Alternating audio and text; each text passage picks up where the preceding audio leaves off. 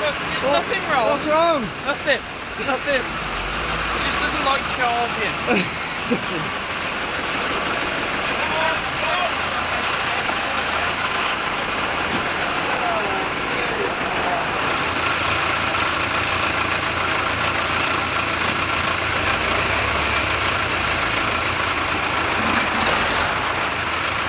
So what was your excuse for your tractor not starting then when we had to do that bump start on the side of the road? Well, Or we're not going to mention that bit. I wish you hadn't filmed that bit, but that was just there's an inline filter in where the fuel goes into the injection pump, and it had just filled up with gunk, and she wasn't having any of it. I thought you just left your headlights on for too long. No, and yeah, and she did run the battery flat because I bought some new headlights in case, because I thought we were going to be going into the dark, but apparently they take a lot of power, these bulbs, and the dynamo can't keep up with the amount of electric the bulbs use.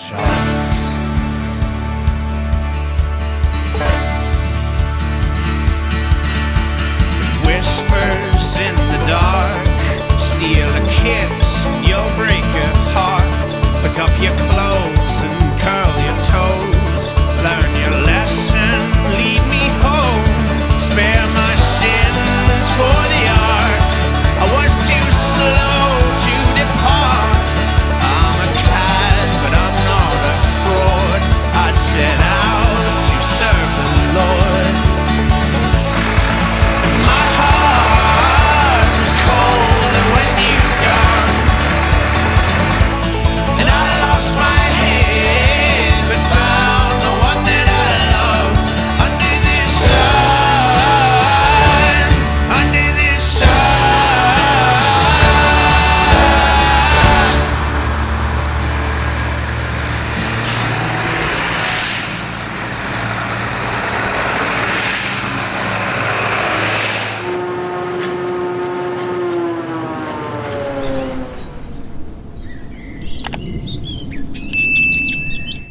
So, first things first, Tom, have you recovered?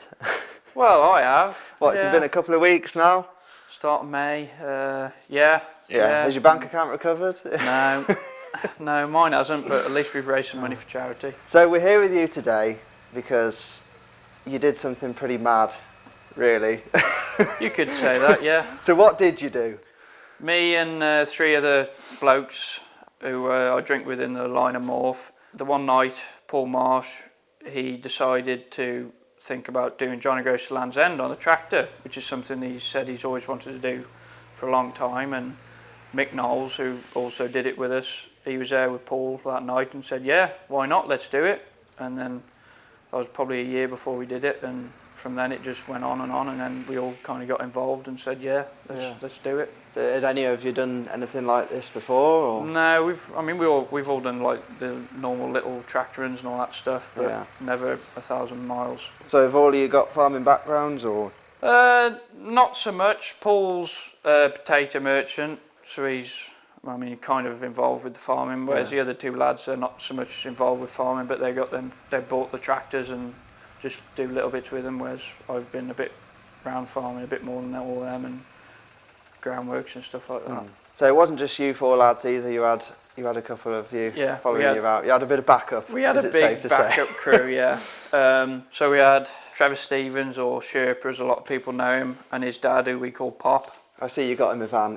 Did you hire him a van then? Yeah, I hired Sherpa van from Sutton Maddock Van Hire. So we had all the ruck of his tools in the van, and we had Paul Marsh's flatbed Ivor Williams on the back, just in case one of the tractors broke down, so we could chuck it on the trailer, take it on a few miles, fix it, and then join back in.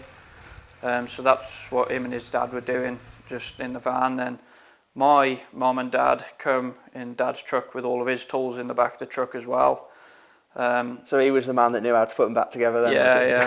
Him and me were the ones there on the night while everyone was having a beer in the hotel. We were there laying underneath them. Putting everything back together on the night? Yeah.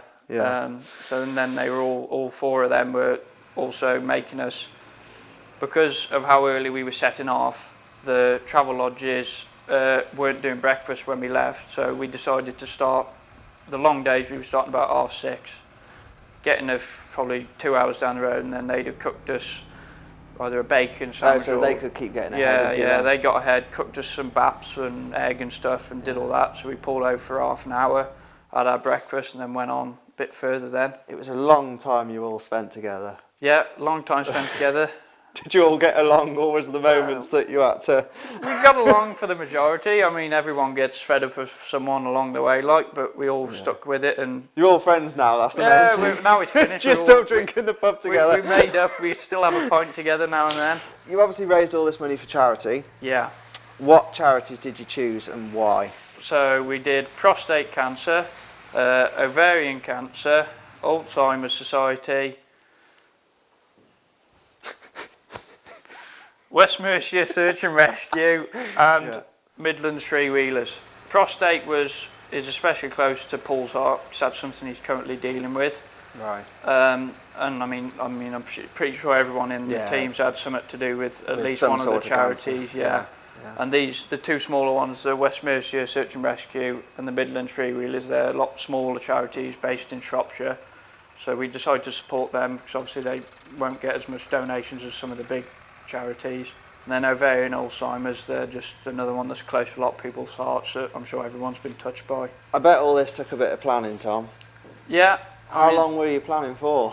Well, probably not as long as we should have been. I mean, it did come rather quick. It must have been probably 5 or 6 months, probably. I mean, it did fly by. We'd have a meeting up at the Morph, have a beer once a month. But a lot of late nights sat around the table. Arguing about the route because obviously being in a tractor you can't go on a motorway. I was going to say, you can't just draw a line from top to bottom, can you? And it was working out how far, obviously we hadn't done it before, so we didn't actually know how many miles we get done in a day. So we were guessing that, so obviously we started in the top, but then if we book a hotel for 100 mile down, if we don't get that 100 mile, it doesn't put that out, it puts that hotel off and every other hotel all the way down to so many miles back then. So how many miles did you manage to cover in a day then? What was your longest day? Longest day was about 126 mile, I think. So that was a fair 15 mile an hour. It was a fair day. Yeah. But obviously we were starting at 6:30 them days, and it was well worth starting earlier. You still managed to do the whole route in daylight though? Yep. Didn't need any lights. That's good. I just had them on for show and run my battery flat. That's good. See when your beacon fell off. Yeah, my beacon fell off. That was another highlight. What made you want to take these tractors? You're leaning up against yours. Yeah. Trusty. What exactly did you take? Yours is a Ford 4000 Pre-Force 1967. She is. Paul Marsh's Massey 20D is a 1979. Baz's Fortune Major is a 1959, so that's the oldest out of the four. And then Mick's Ford 4000, which is a Force, is a 1972 with a cab. Was there much prep to do to the tractors before you left? Well, mine had a lot of prep because when I bought her, she wasn't exactly clean or painted very well. She was mechanically all right. All the wheels were just red oxided and that was all rusting off. It had a square mudguards on the back and Lamborn cab, but it's just, well, I've had it almost 4 years now and it's still not finished this day, but it's just one of them things you can't really afford to do it all at once. You just had to get her looking smart then, really. Yeah, I just got, she's now mechanically sound, so once I got that sorted, me and my dad's mate does the painting for us and we just started to slowly tickle on painting her up. The other lads' tractors, they were pretty much all bought, painted and all that stuff. I know Marshy's Massey, he bought that. And when he bought it, it was actually classed as a 550 Massey, which was red. But when it didn't come in no registration book, so when he went to register it, the bloke said it should be yellow, it should be a 20D. So he decided to get it done up back as a 20D, because there was not many of them made. No, there wouldn't be, would there? But no, so we had that done up, but Mike and Baz bought theirs as they were painted up, but not with very good brakes, as we found out on the journey. Oh no.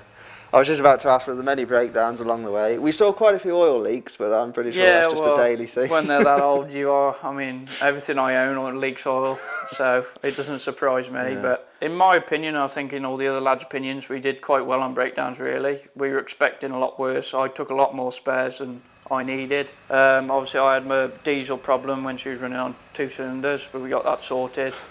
How many days did you run on 2 cylinders for? 2 days. But she didn't go no slower. She kept going and just sounded like a bag of nails, but she kept going. She didn't sound no better when the exhaust broke in half either. On the second day into the journey, and I had to get a Scottish man to weld it up for me. So there weren't any major issues then, really? Well, I mean, brakes were a major issue in 2 tractors, not mine or Massey's, Baz's and mixed tractors. Even though we all had a strong chat about brakes in the first probably 2 meetings we had, that they needed to be good for some of the hills we'd be going, not only down but uphill. But that was talked about quite early on, but I mean, they all seemed fine when we were driving around on our little runs. But they would, yeah. The first time we realised the brakes weren't working very well was Baz ran into the back of me with his major and knocked my beacon off the top of my box, and it scraped just over the top of my head and landed on my freshly painted bonnet. Oh, it hasn't took your paint off. Yeah, it's took a nice scratch and a chunk out the paintwork, but I mean, my paint man ain't very happy about that, but things happen. And then mixed brakes decided to not do very well when he was going down one of the steepest banks we went through. And at that time, as he was going down the bank, his 4000 popped out of gear as well. So he got no gearbox slowing him down, nor brakes. And at that time, his phone fell off his phone holder and went through the floor and got drove on by many people. So that wasn't really a good day for Mick. So you've all had your good days and bad days then, really. Did you have a backup tractor lined up just in case the worst happened? Marshy had his 4000 pre-force in his shed back here in Shropshire on his little 7.5 ton lorry, ready for if one of them did completely die. So we were prepared for a lot of things. Talking accommodation and fuel, you boys all had to pay for that yourselves? Yeah, we haven't took no money out of the charity pot. Every pound that's been donated is going to the chosen charities. We've had to. That's a big thing for you boys to do. Yeah. Well, I mean, the other lads are in their 60s, 70s, and obviously they've got a bit of money behind them. Like me being 19, I haven't really got a lot behind me. You need to stop buying Land Rovers. That's the problem. Well, Land Rovers aren't helping the situation, but no, I've had to stick. I think it's cost about between £1,500 and £2,000 for me to do it. That was averaging on about £70 a day on fuel, and obviously the hotels. What we decided to do with hotels was we all shared a room, so that obviously half the price of a room, which helped a lot. So instead of being like £100 each, we ended up with 40 or 50. But obviously then you get back to your hotel at night and you want some grub and you have a steak or a burger, and that's 20 quid gone again every night. A lot of people said to us, why don't you take a Bowser up with red diesel, because we are legally allowed to do it on red because it's a charity event. Yeah. But problem is the amount of diesel it'd take towing the Bowser around behind the pickup is going to cost more than filling up with white at a garage. Yeah. And nowadays white isn't really that much more than red when it comes to it for the amount we were using. Obviously you had a schedule. Yep, you had your hotels booked each night, so there was no movement we'll on get the there days. tomorrow. It was that night we got to get there, and we did it. We stayed on schedule. We stayed on schedule, and the long days we were starting at 6:30, and I think it was 5ish when we got back. And then the smaller days, once we got down to Shrewsbury, the days went from over 100 to 100 at Shrewsbury, and then they went down to 80 then. Was Shrewsbury the closest you were to home then? Was that the closest you got to home? Shrewsbury was the closest stop. 30, 40 people, family and friends come and meet us in Shrewsbury for like our kind of over halfway, but close. Did you have a few stops throughout the day then, did you? Yeah, we'd have probably 3-4 stops in a day, obviously for food and just for someone needs to have a winkle or something. Yeah. My bladder's pretty good at 19, but when you get to 60 or 70, it takes a strain. So what was your favourite part of the whole route then? I'd imagine Scotland was probably quite scenic. Scotland, I mean, a lot of people who know me know I don't really get out the county. I'm pretty much Shropshire born and bred and don't really leave. So Scotland for me, the views and it's a different world to England in my opinion. But the views and all the scenic especially routes, sat on that thing. Yeah, you get to have a good look at stuff when you're going 15 mile an hour. Yeah. But no, Scotland for me was sensational. But then again, so was Cornwall and Devon. I I mean, I might just be being boring because I've lived in England my whole life, but the scenery in England's nice in places, but Scotland and Devon and stuff, it was pretty good. And then obviously getting down to the bottom was one of the probably best days because it was a short day and seeing everyone there is quite emotional when you've done 10 days away from home and you get down to the bottom and everyone's there waiting for you with a pint of rattler. Was it 10 days, was it? 10 days, yeah. Did you have a worse day or? The one day, probably the worst was the day you come and filmed us because it was the only day it rained. It rained. Which was and fantastic. It rained and it rained. I mean, obviously, me and Baz were in the same boat with no cabs, but we went to TFM the week before we left and bought ourselves some big swimming boiler suits. How much money did you spend on suits? I think it was about 100 quid for a boiler suit. So, but obviously Mick and Has it paid itself off? Oh, it paid itself off, yeah, in warmth and dryness. But when it wasn't raining and the sun was out, the one day I'm sure I was down to my t-shirt, it was that nice the one day. It was just the wind some days was quite sharp, but you had to have some sunglasses as well. Yeah, Especially Scotland. I made the mistake of starting out the journey with no sunglasses, and it wasn't particularly sunny when we started, but it was the fact of the wind going into my face all the time. I was squinting, and after the second day I had the worst headache I've ever had in my life, and I told Mother, next time you see a pair of sunglasses, buy me 2 pairs because I'm going to wear them out. So how did people donate along the way then? We had a lot of donations on the Just Giving page, obviously from people seeing it on Facebook before we started. Obviously some people don't do online banking and Just Giving. You set up the QR code, didn't you? Yeah, we set up the QR code for the Just Giving, but a lot of people who did donate, who were of the older generation, don't do that sort of stuff.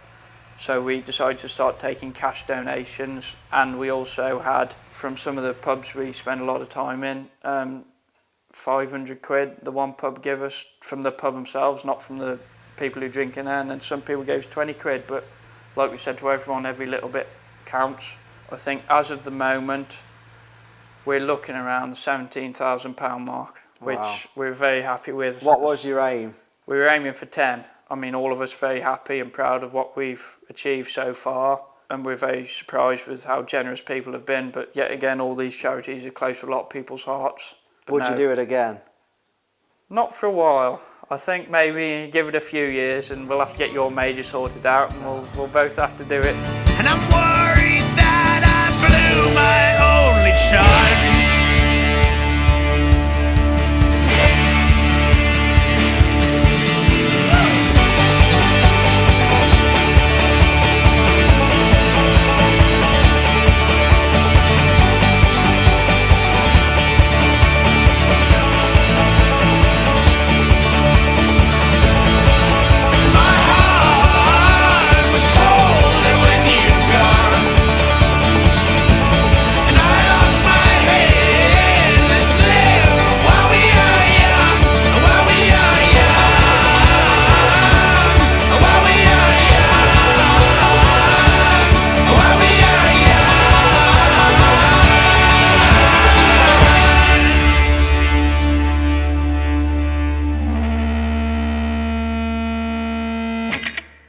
Is your phone on silent? No.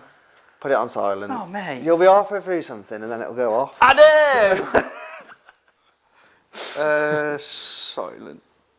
I'll leave it on vibrate because it's a bit more exciting then.